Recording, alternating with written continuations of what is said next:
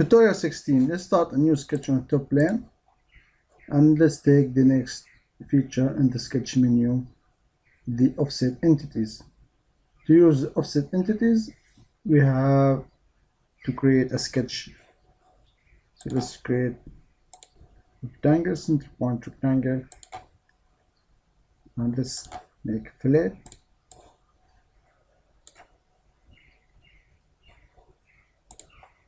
Okay,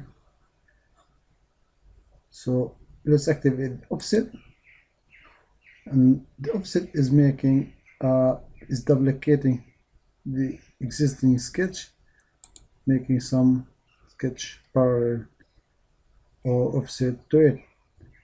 And here you have the option add dimension or to reverse the offset place, or by directional you can create sketch on both sides.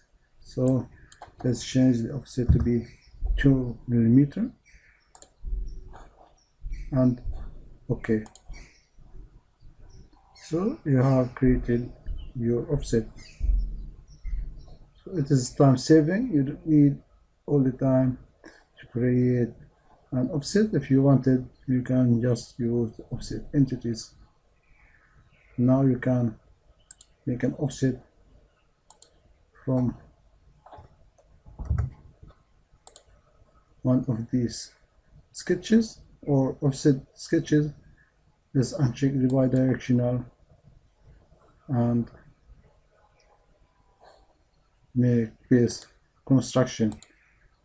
Okay, so when you check the base construction, it make the original sketch to be for construction, and that one that you made, the one you will be used.